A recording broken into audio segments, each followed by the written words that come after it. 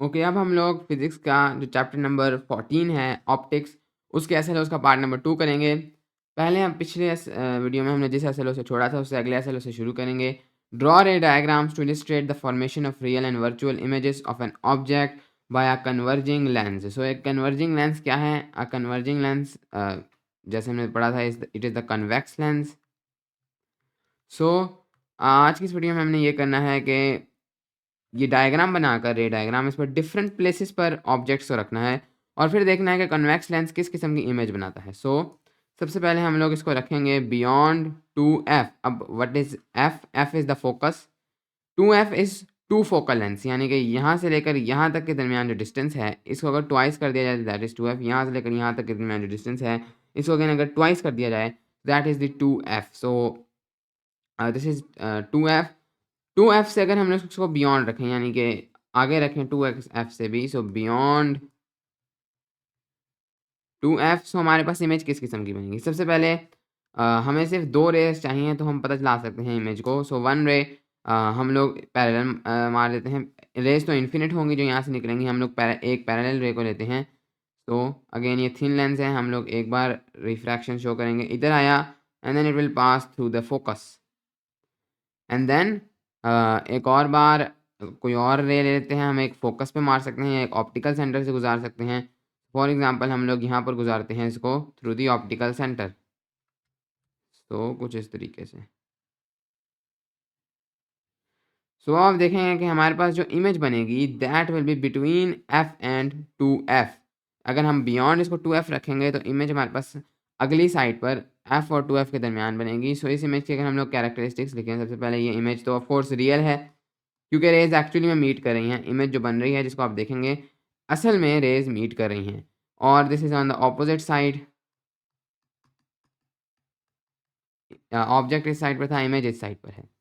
On the opposite side plus this is an inverted image, ये उल्टी हो चुकी है and it is a diminished या small image, smaller than object. Okay, so ये तो था अगर हम लोग इसको रखें beyond 2f। But what if अगर हम लोग इसको एग्जैक्टली 2f पे रखें तो फिर क्या होगा? सो लेट अस सी। तो हम लोग इसको रखने वाले हैं एग्जैक्टली ऑन द 2f, यानी कि यहाँ पर हम इसको रखेंगे। सो लेट अस सी, अब हम लोगों ने रखा है इसको ऑन 2f। तो अब क्या होगा? एक हम लोग 2 हमें रेस चाहिए, एक हम लोग फॉर एग्जांपल फोकस से मारते हैं। So this goes through parallel और एक और रे हमें चाहिए, मे बी हम उसको यहाँ पर पैरेलल मार देते हैं। अगर आप ऑप्टिकल सेंटर से मारेंगे तब भी रिजल्ट सेम होगा, but now this will go through the focus. Anyways जो हमारी इमेज आएगी that will be something like this, रफली like this. So this will be, जब हमने 2f पे रखा तो 2f पे ही इमेज बनी। First of all this is equal size, इसका साइज आपके पास चेंज नहीं होगा, it's size will be equal. यहाँ पर हो सकता है आपको थोड़ी सी बड़ी लग रही हो लेकिन ये बस थोड़ी सी इम्प्रिसाइज इमेज है इसलिए, वैसे इसका size it will be equal. और चूंकि वो 2f पे ही है डिस्टेंस भी इक्वल है, इक्वल साइज एंड डिस्टेंस। और आपके पास this will be an inverted image plus it will be a real image क्योंकि एक्चुअली में पॉइंट्स मिल रहे हैं। ओके, अब हम लोग इसको रखेंगे एक्चुअली में 2f और f के दरमियान और फिर देखते हैं कि क्या हो। सो ये रहा हमारे पास।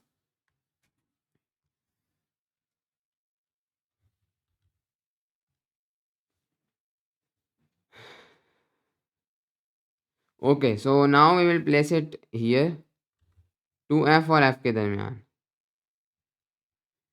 अब हम लोग देखते हैं हमारी इमेज कहाँ पर फॉर्म होगी। सो नाउ एक रे हम लोग मारते हैं parallel, this will go through the focus something like this. और एक और रे हम लोग यहाँ से मारते हैं थ्रू द फोकस भी मार सकते हैं, थ्रू द ऑप्टिकल सेंटर में मार सकते हैं। चलें हम लोग मारते हैं through the optical centre. So this will go without changing something like this. तो आपके पास जो इमेज बनी है दिस इज़ दिस वन, आप क्लियरली देख सकते हैं। तो इस लाइन को थोड़ा सा अगर आप बढ़ा दें, some place over here.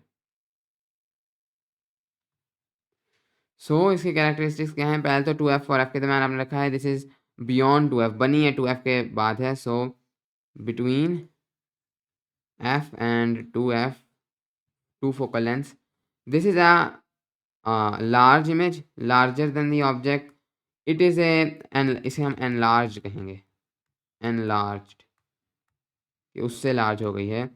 enlarged image of course inverted है, उल्टी है और ऑपोजिट साइड पर है, पिछली वाली भी ऑपोजिट साइड पर थी।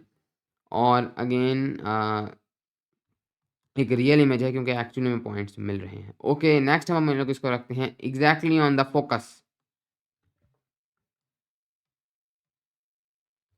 सो हमने इसको रखा है एग्जैक्टली ऑन द फोकस। कुछ इस तरीके से अब क्या होगा, सो एक अब फोकस है तो हम यहाँ से रे नहीं मार सकते, दो ही तरीके हैं, यहाँ ऑप्टिकल सेंटर से मारे या पैरेलल मारे।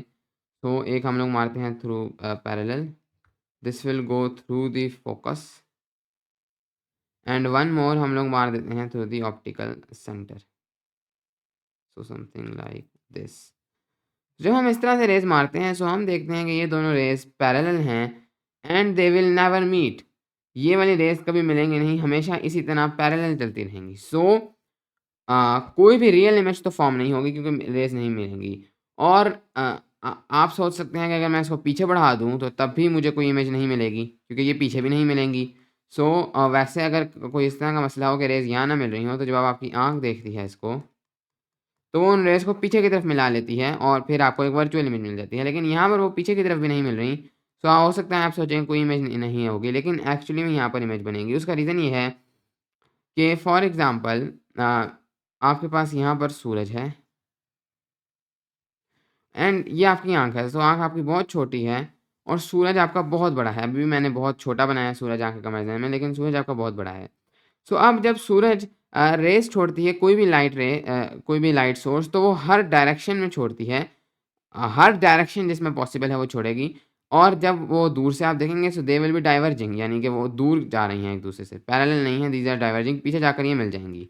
लेकिन मसला ये है कि आपकी आँख इतनी छोटी है, सो आपकी आँख को ये दूर वाली रेस तो नहीं नज़र आएंगी जो डाइवर्जिंग है। आपकी आँख तक जब ये रेस पहुँचेंगी सो आपकी आँख तक सिर्फ वही रेस पहुँच सकती हैं जो कि सन के कंपैरिजन में, फॉर एग्जांपल वो बहुत दूर है, सो आपकी आँख तक सिर्फ वही रेस पहुँचेंगी जो कि बहुत ही कम एंगल पर मज़ीद टिल्ट हो सकता है 1 डिग्री के लाखवें एंगल पर मज़ीद टिल्ट हो। इन दोनों के दरमियान तो एक टिल्ट का एंगल काफ़ी ज़्यादा था, ये थोड़ा सा ज़्यादा टिल्टेड है, लेकिन एक और रे हो जो बहुत ही कम टिल्टेड हो, ऑलमोस्ट पैरेलल हो, क्योंकि यहाँ से तो हर किस्म की रेज निकलेंगी, सिर्फ वही रेज आपकी आँख तक पहुँच सकेंगी। सो जब भी कोई ऑब्जेक्ट आपसे बहुत दूर होता है, आइडियली ग्रेटर देन 6 मीटर्स, सो वो ऑब्जेक्ट, उस ऑब्जेक्ट की सिर्फ parallel raise, almost parallel raise आप तक पहुँचती हैं, जो उसकी बाकी तमाम डाइवर्जिंग रेज हैं वो आप तक पहुँचती नहीं, वो इधर उधर निकल जाती हैं। तो इस वजह से जब भी आपका ब्रेन पैरेलल रेज को देखता है उसे लगता है कि ये कहीं दूर से आ रही हैं। सो ऊपर भी जब यहाँ पर आपका ब्रेन देखेगा कि अच्छा ये पैरेलल रेज हैं, तो ये कहीं इस उसको लगेगा कि पीछे एक बहुत बड़ा ऑब्जेक्ट है, इसीलिए उसको पैरेलल रेज मिल रही हैं। सो आपको एक इमेज ज़रूर नज़र आएगी, आपको एक वर्चुअल, क्योंकि एक्चुअली में जो है वो रेज नहीं मिल रही, एक इरेक्ट यानी कि एक सीधी इस तरह की एक बड़ी सी इमेज आपको नज़र आएगी एंड हाईली मैग्नीफाइड। और इसका एक फार्मूला है कितनी मैग्नीफाइड होगी, लेकिन वो हम अभी नहीं देंगे। सो हाईली मैग्नीफाइड इमेज आपको मिलेगी and this will be on the same side as the object. So हम लोग कहते हैं कि this image will be formed at infinity, क्योंकि पैरेलल हमेशा इन्फिनिटी से आ सकती हैं, और ऑल्दो इन्फिनिटी तक हम कभी नहीं पहुंच सकते, लेकिन आपकी आंखों को लगेगा काफ़ी दूर से आनी है, तो वो एक एक्चुअली में एक काफ़ी बिग इमेज बनाएंगी। और अगर आपकी आंख थोड़ी दूर के लिए फोकस कर रही है तो आपको एक शार्प, एक अच्छी इमेज नज़र आएगी, लेकिन एक काफ़ी बड़ी आपको इमेज नज़र आएगी उस चीज़ की। ओके मज़ीद नेक्स्ट अब हम लोग इसको प्लेस करेंगे between the focus and the optical center. So between F and O, so this is the optical center in the center. So अब अगर हम लोग अपने ऑब्जेक्ट को इधर प्लेस करें तो अब क्या होगा, अब अगेन हम लोग 2 रेज लेते हैं, फोकस से तो हम नहीं ले पाएंगे, बाकी 2 पॉइंट से ले लेते हैं। एक रे हम लोग लेते हैं फॉर एग्जांपल इस तरह से पैरेलल, इसके साथ क्या होगा, this will move through the focus and one more ले हम लोग ले लेते हैं through the optical centre, something like this. अब अगर आप देखें so these rays are divergent या डाइवर्जिंग रेज, पहले तो पैरेलल थी वो कभी मिलेंगी नहीं, ये मिलेंगी ज़रूर लेकिन पीछे मिलेंगी। यानी असली में तो ये पीछे नहीं मिलेंगे लेकिन आपको ब्रेन को लगेगा कि अच्छा ये कहीं पीछे से आ रही हैं। तो अगेन असली में नहीं मिल रही, सो this will B virtual image. अगर आप अपनी आँख इधर रखते हैं, ब्रेन कहेगा कि अच्छा ये यहाँ से आ रही है लाइट, ब्रेन को नहीं पता यहाँ पर कोई लेंस है, तो ब्रेन इसको खुद ब खुद पीछे ट्रेस कर लेगा। वो कहेगा कि ज़रूर यहाँ पर कोई बड़ा ऑब्जेक्ट है जिससे ये लाइट आ रही है। उसे नहीं पता लेंस की वजह से ये सब कुछ चेंज हुआ है। सो अब आपके पास जो इमेज बनेगी that will look something like this. ये आपकी इमेज होगी मैग्नीफाइड, लेकिन ये होगी वर्चुअल क्योंकि वो पीछे बन रही है, असली में रेज नहीं मिल रही। And same side as the object, और इरेक्ट इमेज, इन्वर्टेड नहीं होगी। यही सेम कॉन्सेप्ट आपको बस यूज़ किया जाता है इन magnifying glasses.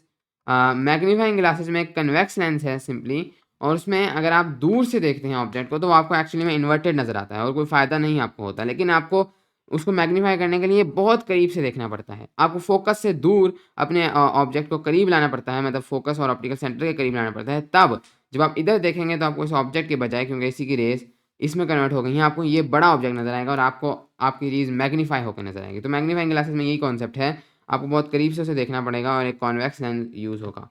Okay next SLO. Okay next SLO is differentiate between real and virtual images. Already इसके ऊपर हमने हल्की सी बात की।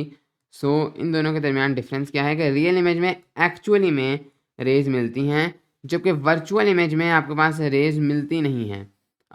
वो बस आपके ब्रेन को लगता है कि रेज मिल रही हैं। सो रेज मीट,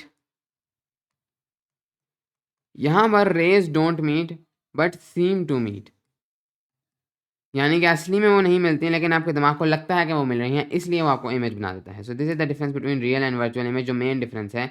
इसके अलावा एक और डिफरेंस इन दोनों के दरमियान ये है कि रियल इमेज को आप प्रोजेक्ट कर सकते हैं on the screen, projectable. Project on the screen का क्या मतलब है कि एक स्क्रीन के ऊपर जब आप इन रेज को फेंकेंगे वो यहाँ कन्वर्ट करेंगे तो एक इमेज स्क्रीन के ऊपर बन जाएगी। लेकिन वर्चुअल इमेज के साथ ऐसा नहीं होगा, क्योंकि वर्चुअल इमेज में एक्चुअली में कोई पॉइंट्स मिल नहीं रहे, तो वो जब स्क्रीन के ऊपर जाएंगी तो आपको कोई इमेज नहीं नजर आएगी। Non projectable on a screen. इसके अलावा रियल इमेजेस ऑलवेज इन्वर्टेड होती हैं, जैसे हमने पिछले एग्जांपल में भी देखा, रियल में वो उलट जाती है इमेज, जबकि वर्चुअल इमेजेस ऑलवेज इरेक्ट होती हैं क्योंकि वो उसी साइड पर होती हैं ऑब्जेक्ट के। इसको भी हम पीछे एग्जाम्पल से देख चुके हैं। तो ये हैं एक 3 डिफरेंसेस आप बना सकते हैं। इसके अलावा कुछ एग्जांपल्स भी दे देते हैं। सो फॉर एग्जांपल रियल इमेजेस की हमने एक एग्जांपल देखी पहले, कॉन्वेक्स लेंस में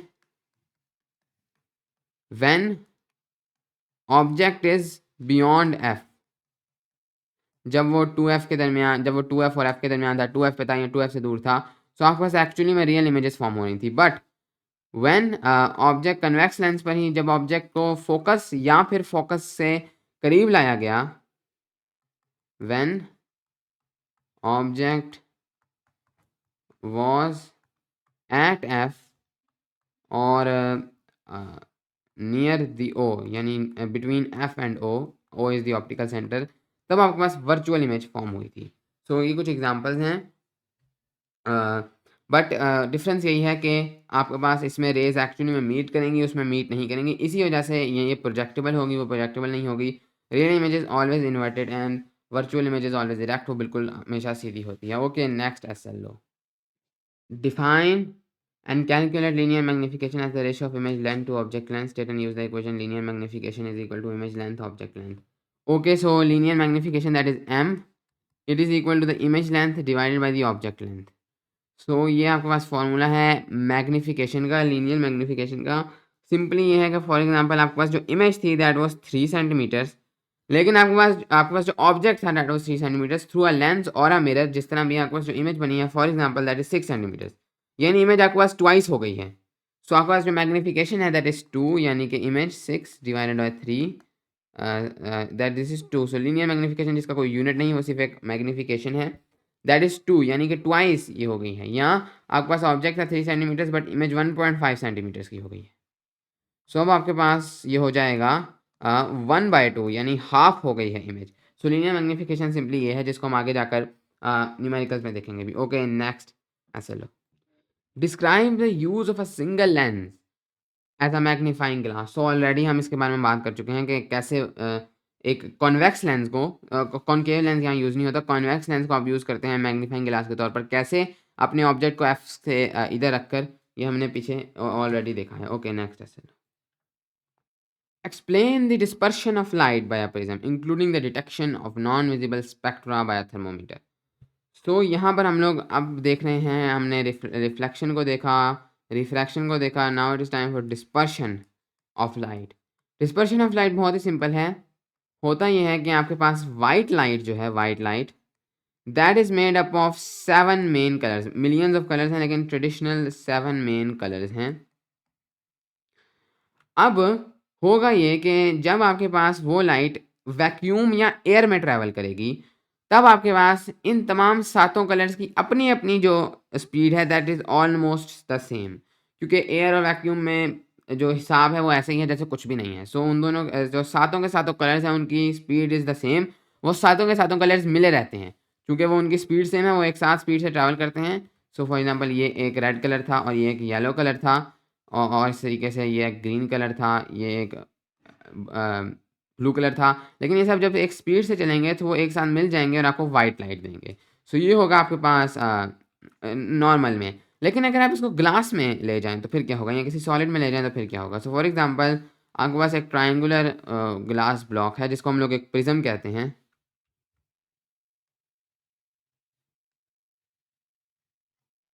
कुछ इस तरीके से, दिस इज अ प्रिज्म, बस एक ग्लास का ब्लॉक है। अगर आप वाइट लाइट को इसके अंदर से पास करेंगे देन क्या होगा। तो this is the white light, मैं वाइट में कन्वर्ट करता हूँ। अब बहुत ही सिंपल होगा, ग्लास के अंदर इन सातों के सातों कलर्स की स्पीड बिल्कुल डिफरेंट है। सो ये सातों के सातों कलर्स, चूंकि हमें पता है कि रिफ्रैक्शन होती ही स्पीड की वजह से है, तो इन सातों के सातों कलर्स की रिफ्रैक्शन डिफरेंट होगी। So for example this is our normal, हमें पता है अब ये नॉर्मल की तरफ तमाम के तमाम रिफ्रैक्ट होंगे। सो इसको थोड़ा सा ठीक बनाने के लिए this is our normal, sorry. So हमें पता है कि तमाम के तमाम नॉर्मल की तरफ यानी कुछ इस तरह से रिफ्रैक्ट होंगे ऑन एवरेज, लेकिन इसके अंदर हर हर कलर की स्पीड चूंकि डिफरेंट है, वो अपने तरीके से रिफ्रैक्ट करेगा, कोई ज़्यादा करेगा और कोई कम जो है वो आपके पास रिफ्रैक्ट यहाँ पर करेगा। और इस तरीके से आपके पास वो तमाम के तमाम जो कलर्स हैं वो सेपरेट हो जाएंगे। वो कम कलर्स क्या हैं वो हम अगले एस्लो में देखते हैं, लेकिन वो तमाम के तमाम कलर्स आपके पास यहाँ पर सेपरेट हो जाएंगे और आप एक्चुअली में देख सकेंगे कि लाइट में ये प्राइमरी 7 कलर्स हैं। एंड देन जब आप इसको बाहर पास करेंगे तो अब ये कलर्स तमाम को तमाम सेपरेट हो चुके होंगे, क्योंकि ये मज़ीद अब दूर दूर हो जाएंगे, अब ये करीब होकर मिल नहीं सकेंगे। ऑल्दो अब स्पीड इनकी वापस ठीक हो जाएगी, लेकिन अब ये बाहर निकलेंगे तो थोड़ी देर के लिए ये अलग हो जाएंगे। हम कहेंगे कि लाइट डिस्पर्स हो गई है और हम लोग एक्चुअली में देख सकेंगे कि आपके पास कौन कौन से कलर्स एक लाइट के अंदर है। सो लाइट को हमने बेसिकली स्प्लिट कर दिया है इनटू 7 मेन कलर्स। वो 7 मेन कलर्स क्या हैं वो हम लोग अगले लेसन में देखते हैं। उससे पहले एक और चीज़ है यहाँ पर, including the detection of non visible spectra by thermometer. अब ये क्या है, तो जो विजिबल लाइट के कलर्स थे वो तो हमने देख लिए, थ्रू आवर आई हमने देख लिया लाइट में ये कलर्स हैं, लेकिन लाइट में सिर्फ ये कलर्स नहीं होते, लाइट में नॉन विजिबल लाइट भी होती है। जैसे सूरज की लाइट है उसमें आपके पास इंफ्रारेड लाइट भी मौजूद होती है, आपके पास यूवी लाइट भी मौजूद होती है। अब यूवी लाइट को तो यहाँ पर हम नहीं डिस्कस करें, हम मेजॉरिटी टॉकिंग कर रहे हैं नॉन विजिबल स्पेक्ट्रा से आईआर लाइट के बारे में। इसको हम लोग थ्रू अ थर्मोमीटर डिटेक्ट कर सकते हैं और इसी तरह से इसको सबसे पहले डिटेक्ट किया गया था। हम क्या करेंगे, फॉर एग्जांपल हम एक टेबल पर इन तमाम कलर्स को जो है वो प्रोजेक्ट कर रहे हैं। So these are the all colours. अगर हम लोग जिस तरफ रेड है, क्योंकि इंफ्रारेड रेड की उस तरफ होती है, अगर हम लोग जिस तरफ रेड है इस तरफ एक थर्मोमीटर रखें, इधर एक थर्मोमीटर रखें, एक थर्मोमीटर आउटसाइड रखें जो नॉर्मल स्पेस है, और एक हम लोग थर्मोमीटर इन कलर्स पर रखें, तो हम देखेंगे कि जो सबसे ज़्यादा टेम्परेचर है वो रेड से हल्का सा इस वाली जगह पर है। इससे पता चलता है कि कोई और रेडिएशन है जो यहाँ पर गिर रही है, जिसके अंदर एनर्जी ज़्यादा है तो उसकी हीट भी ज़्यादा है। सो इस तरह से हम डिटेक्ट कर सकते हैं, बस ये एक एहसास कर सकते हैं कि नॉन विजिबल स्पेक्ट्रा मौजूद है। और सबसे पहले इसको इसी तरह थर्मोमीटर के थ्रू आईआर लाइट को डिटेक्ट किया गया था। ओके नेक्स्ट है, state the traditional 7 colors of the visible spectrum in order of frequency and in order of wavelength। तो जो 7 कलर्स हैं आपके विजिबल स्पेक्ट्रम में, उनको ऑर्डर ऑफ फ्रीक्वेंसी और ऑर्डर ऑफ वेवलेंथ में स्टेट करें। सो सिंपली वो ये कह रहे हैं कि आपके लाइट के अंदर जो 7 कलर्स हैं वो कौन से हैं। तो उनको याद रखने का जो तरीका है दैट इज़ रॉयग बिव रॉयग बिव, या पुराने ज़माने में इसका उल्टा होता था विब ग्योर। तो ये कलर्स हैं हमारे पास red, orange, yellow, green,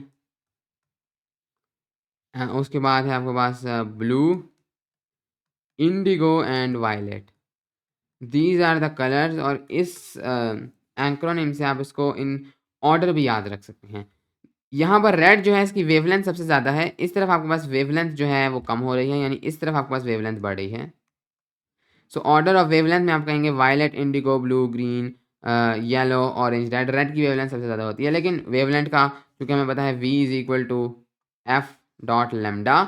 frequency जो है फ्रीक्वेंसी और लेमडा के दरमियान ये रिलेशनशिप है कि आपके पास जितना लेमडा ज़्यादा होता है उतनी फ्रीक्वेंसी कम होती है। सो लेमडा इस तरफ बढ़ा है लेकिन फ्रीक्वेंसी इस तरफ बढ़ी है। रेड की का सबसे ज़्यादा वेवलेंथ है लेकिन सबसे कम फ्रीक्वेंसी है, और सबसे ज़्यादा फ्रीक्वेंसी वायलेट की है। सो ऑर्डर ऑफ फ्रीक्वेंसी में ये उल्टा हो जाएगा, red, orange, yellow, green, blue, Indigo और वायलेट। सो ये आपके पास 7 प्राइमरी कलर्स हैं इन द लाइट। जो सबसे ज़्यादा रिफ्रैक्ट करता है, हमने पढ़ा था कि ग्लास के अंदर एक कलर ज़्यादा रिफ्रैक्ट करता है, एक कलर कम रिफ्रैक्ट करता है। जो सबसे ज़्यादा रिफ्रैक्ट करता है that is violet, refracts most. And then जो सबसे कम रिफ्रैक्ट करता है that is red, refracts less. और इन दोनों के इन सब के दरमियान जो है वो इसी ऑर्डर से इंडिगो वायलेट से कम, ब्लू इंडिगो से कम, ग्रीन ब्लू से कम। और इसका रीज़न यही है कि वायलेट की जो वेवलेंथ है वो सबसे ज़्यादा कम है और रेड की वेवलेंथ सबसे ज़्यादा हाई है। जितनी ज़्यादा कम वेवलेंथ होती है उतनी ही ज़्यादा आपके पास रिफ्रैक्शन होती है। This is a rule. So इस वजह से अब आपको समझ भी आ रही होगी कि क्यों आपके पास सातों के सातों जो कलर्स हैं जब उनकी रिफ्रैक्शन हुई थी तो क्यों वो स्प्लिट हो गए थे। तो this is called dispersion of light, और ट्रेडिशनल 7 कलर्स हैं वो ये हैं। ओके, नेक्स्ट चलो। Describe the use of a single lens as in various optimal. So ये वाला जो आपके पास ऐसा लो है दिस इज़ फॉर्मेटिव, यानी ये फेडरल बोर्ड के पेपर्स में नहीं पूछा जाएगा। बाकी बोर्ड्स में ये मे बी आए लेकिन फेडरल बोर्ड में नहीं आएगा। सो हियर इसमें एप्लीकेशंस थी, सो हम फेडरल बोर्ड के मुताबिक चल रहे हैं, हम इस एस को नहीं करेंगे। Next S is draw ray diagrams to show the formation of images in the normal eye, a short sighted eye and a long sighted eye. So this is summative. हमें रे डायग्राम्स बनानी है, ये show करना है कि normal आई में image कैसे बनती है, एक शॉर्ट साइटेड आई में वो क्या होता है, और एक लॉन्ग साइटेड आई में इमेज कैसे बनती है। सबसे पहले नॉर्मल आई। सो सबसे पहले हम उसकी डायग्राम बनाने की कोशिश करते हैं, समथिंग लाइक दिस।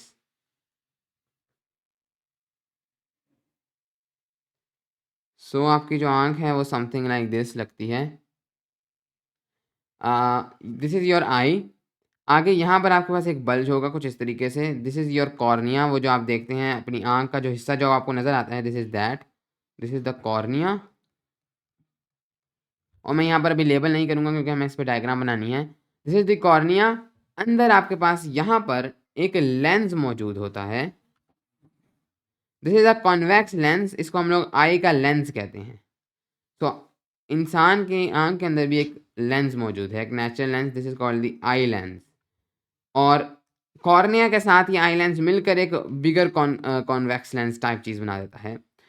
इसके साथ एक और चीज़ मौजूद है, जिसको समझना यहाँ पर बहुत ज़रूरी है। इसके साथ कुछ मसल्स होते हैं जिनको हम लोग कहते हैं सिलियरी मसल्स, और ये इसके साथ कुछ जुड़े होते हैं कुछ इस तरीके से। इनका काम यह है कि ये कॉन्वेक्स लेंस की शेप को चेंज कर सकते हैं। जब हमें थोड़े बड़े कॉन्वेक्स लेंस की ज़रूरत है हम देखेंगे कि कब, और जब हमें थोड़े छोटे यानी जिसकी पावर कम हो उसकी ज़रूरत है तब। तो जितना कॉन्वेक्स लेंस थिक होता जाता है उतनी उसकी पावर्स बढ़ जाती है। पावर का मतलब ये है वो उनको फोकस ज़्यादा जल्दी कर पाएगा। अगर ये लाइट रेज थी, बहुत मोटा लेंस इनको बहुत जल्दी फोकस कर देगा, लेकिन अगर ये बहुत कोई कम पावर वाला लेंस था तो हो सकता है ये पैरेलल रेज को कुछ इधर जाकर फोकस करे। सो दिस मैटर्स कि कितना थिक होगा उसकी पावर उतनी ज़्यादा होगी। सिलियरी मसल्स का ये काम है इसकी पावर को एडजस्ट करते हैं, लेकिन अप टू अ लिमिट। ऐसे नहीं है कि ये इन्फिनिटली इसको एडजस्ट करते रहेंगे। सबसे पहले जब ये रिलैक्स होंगे सिलियरी मसल्स, तो this is the normal stage of the convex lens. जिस तरह नॉर्मली आपके पास कॉन्वेक्स लेंस होगा जब ये सिलियरी मसल्स रिलैक्स्ड है, ये इस तरह से फोकस्ड हैं। जब ये रिलैक्स होंगे तो these are relax for distant objects. जब आपके पास डिस्टेंट ऑब्जेक्ट से पैरेलल रेज आएंगी समथिंग लाइक दिस, तो इसके लिए आपके इस जो आपकी लेंस है इसको किसी अकोमोडेशन की ज़रूरत नहीं है। अकोमोडेशन यानी चेंज होने की ज़रूरत नहीं। जिस तरह ये नॉर्मल स्टेज में है, ये इसी तरह बना हुआ है कि ये पैरेलल रेज के लिए फोकस्ड है। सिमिलरली मसल्स अभी बिल्कुल रिलैक्स्ड हैं, वो कोई काम नहीं कर रहे। लेंस जिस तरह से नेचुरली है वो बना ही पैरेलल रेज के लिए हुआ है। लेकिन अब आप अपनी आँख का फोकस बदलते हैं और अब आप थोड़ा सा करीब देखते हैं। पहले आप दूर देख रहे थे, आपकी आंखें बिल्कुल रिलैक्स थी। अब आप देखते हैं थोड़ा सा करीब, at near objects. Near objects से आपके पास डाइवर्जिंग रेज आती हैं। अब एक्चुअली में आपके सिलरी मसल्स जो हैं उनको थोड़ा सा आपके पास वो करना पड़ता है, थोड़ा सा कॉन्ट्रैक्ट करना पड़ता है और आपका जो लेंस है उसको थोड़ा थिक करना पड़ता है और उसकी पावर को बढ़ाना पड़ता है। क्यों? अब हम देखते हैं कि ऐसा क्यों होता है। सबसे पहले आपकी आंख काम किस तरह करेगी, पीछे आपके पास दिस इज योर रेटिना। इसको आप समझ सकते हैं अपनी स्क्रीन, जहाँ पर आपने अपनी इमेज को बनाना है, अपनी रियल इमेज को बनाना है। एंड देन पीछे फिर यहाँ पर ऑप्टिक नर्व्स होंगी जो इस इमेज को ब्रेन तक ले जाएंगी और ब्रेन इस इमेज को आपको दिखा देगा। होगा ये कि फॉर एग्जांपल अब हमारे पास है डिस्टेंट ऑब्जेक्ट्स। हमारे पास अब याद रखिएगा कि eye lens is currently in the normal stage. Distant objects हमारे पास eye parallel rays from one point. मानते हैं ये एक ऑब्जेक्ट है हमारे पास कुछ इस तरीके से, ये उसके टॉप से दो पैरेलल रेज आ रही हैं, इसके नीचे से नहीं आ रही। डिस्टेंट ऑब्जेक्ट से जैसे हमें पता है ग्रेटर देन 6 मीटर हमारे पास रेज ऑलमोस्ट पैरेलल हैं, ये आएंगी। और when they hit your convex lens, as we know कि ये होंगी आपके पास फोकस ऑन द फोकस, क्योंकि पैरेलल रेज हैं टू द प्रिंसिपल फोकस। या इवन अगर पैरेलल रेज ना हो, आप थोड़ा टिल्ट करके देख रहे हैं तब भी ये फोकस तो होंगी। लेकिन एनीवेज ये इस तरीके से अरेंज है सब कुछ कि ये आप बल्कि जो भी आपके पास दूर से पैरेलल जाएंगी वो हमेशा आपके प्रिंसिपल फोकस के साथ पैरेलल ही होंगी। अगर आप टिल्ट करके भी देखेंगे तो आपका लेंस भी टिल्ट कर जाएगा। So anyways this will now focus on the principal focus. और नेचुरली आपकी आंख जो एक नॉर्मल आई है वो इस तरह से बनाई गई है कि जब आपके पास आपका लेंस नॉर्मल पोजीशन में है तो जो डिस्टेंट ऑब्जेक्ट्स का नॉर्मल पोजीशन में जब आपका लेंस है तो उसका focus is exactly on the retina. तो आपके पास ये दोनों लाइंस फोकस करेंगी एग्जैक्टली ऑन द रेटिना और आपके पास आपकी इमेज बन जाएगी। And this will be an inverted image, real but inverted image. हाँ, लेकिन आपको दुनिया उल्टी नहीं नजर आएगी क्योंकि ब्रेन आपको इस इन्वर्टेड इमेज को वापस सीधा कर देगा। उसको समझ आ जाएगा कि इन्वर्टेड है, उसको वापस सीधा कर देगा, लेकिन आँख में आपकी इन्वर्टेड इमेज बनती है। ये हो गया आपके पास। लेकिन अब नियर ऑब्जेक्ट्स के लिए क्या होगा? मानते हैं कि ये लेंस चेंज नहीं करता, ये लेंस इसी तरह रहता है। अब नियर ऑब्जेक्ट से मैं अब डैश बनाता हूँ, डाइवर्जिंग रेज आएंगी। अगर अब आप सोचें तो डाइवर्जिंग रेज को भी इसी तरह से फोकस करने के लिए ज़्यादा ताकत की ज़रूरत है, क्योंकि ये तो पहले ही पैरेलल थी, इनको बस इस तरह करना था। इनको पहले पैरेलल करना है डाइवर्जिंग और फिर इनको वापस कन्वर्जिंग करना है। सेम लेंस के लिए हमें ज़्यादा ताकत की ज़रूरत है अगर हमें सेम फोकस पर लाना है। अगर हम यही लेंस रखते हैं तो हमारे पास फोकस कुछ इधर बनेगा for diverging raise. So distant objects तो हमें ठीक नज़र आ रहे थे, लेकिन नियर बाय ऑब्जेक्ट्स हमें वो ख़राब नज़र आएंगे क्योंकि हमारे पास जो फोकस है वो पीछे है, हमारे पास इमेज पीछे बन रही है, हमें इमेज बहुत ज़्यादा ब्लरी नज़र आएगी। हम ऐसा नहीं चाहते, तो इसके लिए हमारे पास ये सिलरी मसल्स हैं। नाउ दे विल कॉन्ट्रैक्ट और ये होता रहेगा। आप करीब देखेंगे कॉन्ट्रैक्ट कर जाएंगे, दूर देखेंगे वापस रिलैक्स कर जाएंगे। क्योंकि दूर देख कर अगर ये कॉन्ट्रैक्ट करें तो ये फोकस पीछे आ जाएगा, लेकिन अब जैसे ही आप करीब देखते हैं दे विल कॉन्ट्रैक्ट और अब एक्चुअली में ये लेंस थोड़ा थिक हो जाएगा और अब आपका फोकस एग्जैक्टली इधर हो जाएगा। इस तरीके से through accommodation both distant objects के लिए और नियर बाय ऑब्जेक्ट्स के लिए आपका फोकस एग्जैक्टली रेटिना पर होगा।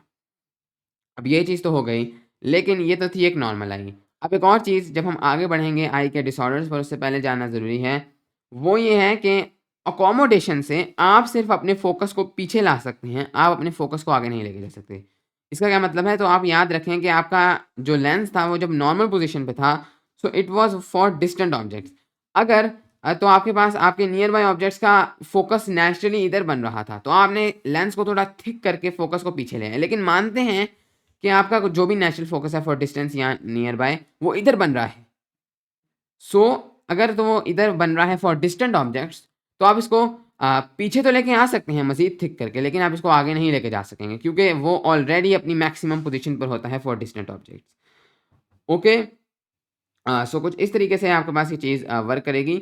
हाँ, अगर आपके पास यहाँ पर आपके पास आपके for example near by objects का फोकस है, उसको आप आगे ज़रूर लेके जा सकेंगे क्योंकि अब जो है आपका लेंस नियर बाय ऑब्जेक्ट्स के लिए थोड़ा थिक था, वो थोड़ा थिन हो जाएगा। लेकिन डिस्टेंट ऑब्जेक्ट्स के लिए आप अपने फोकस को आगे नहीं लेकर जा सकते, पीछे ज़रूर ला सकते हैं उसको थोड़ा थिक करके। अब हम लोग चलते हैं। सबसे पहला हमारे पास डिसऑर्डर होता है चलिए इसको दोबारा मैं ड्रॉ करता हूँ इस आई को।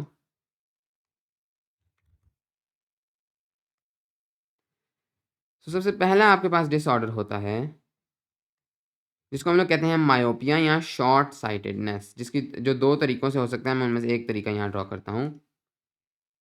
अगेन यहाँ पर होगा आपका कॉर्निया एंड देन थोड़ा-सा इधर आपके पास होगा आपका आई लेंथ, देन इधर आपके थोड़ा सीरियल इमेजेस होंगे।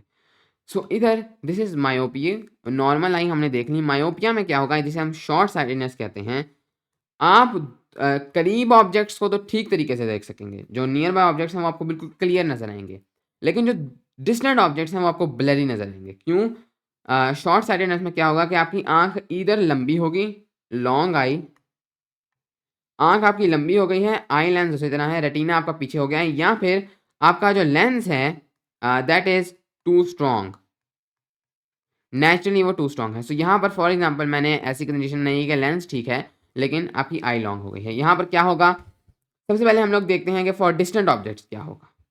डिस्टेंट ऑब्जेक्ट्स आए आपके लेंस पर, आपका फोकस नेचुरली इधर था, नॉर्मल आई इधर तक थी, लेकिन आपकी आँख थोड़ी लंबी है, तो लेकिन आपका लेंस तो वही है। सो आपका जो लेंस है that will focus the light rays right over here. आपको अपनी जो अब दूर की डिस्टेंट ऑब्जेक्ट्स हैं दे विल अपीयर ब्लरी, क्योंकि वो आपके पास रेटिना पर फोकस नहीं हो रहे। ओके, सो इसका मतलब है मायोपिया में आपको दूर के ऑब्जेक्ट्स ब्लरी नजर आएंगे, लेकिन करीब के ऑब्जेक्ट्स के लिए क्या होगा? करीब के ऑब्जेक्ट्स के लिए सिंस दिस वर डाइवर्जिंग, पहले आपके पास फोकस आगे था रेटिना से, आप उसको पीछे ले आते थे। अब तो यहाँ पर आपको फायदा हो जाएगा और फोकस एक्चुअली में एग्जैक्टली ऑन द रेटिना या उसका हल्का फुल्का पीछे, जिसे आप अकोमोडेशन से ठीक कर सकते हैं। ये हो जाएगा विदाउट इवन अकोमोडेशन, यानी नेचुरल लेंस से आपका फोकस इधर आ जाएगा।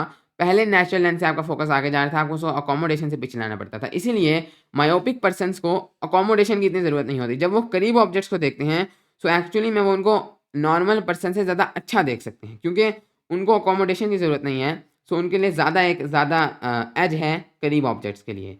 लेकिन इस तरीके से आप करीब ऑब्जेक्ट्स को तो ठीक देखेंगे, लेकिन जो डिस्टेंट ऑब्जेक्ट्स थे वो आपके यहाँ बन गए। अब याद रखें कि अकोमोडेशन से आप अपने फोकल पॉइंट को आगे नहीं लेके जा सकते थे। अगर तो कोई मसला ऐसा होता जिससे यहाँ पर जा रहा होता किसी डिसऑर्डर से, तो अकोमोडेशन ऑटोमेटिकली उसको यहाँ ले आती, लेकिन ये आगे जा ही नहीं सकता क्योंकि ये ऑलरेडी अपनी मैक्सिमम पोजीशन पर हैं। सो इस वजह से आपको डिस्टेंट ऑब्जेक्ट्स ब्लरी नजर आएंगे, लेकिन nearby objects short sightedness में क्लियर नजर आएंगे। So this is myopia. लेकिन इसका उल्टा भी हमारे पास मौजूद होता है, दैट इज कॉल्ड हाइपरमेट्रोपिया या लॉन्ग साइटेडनेस।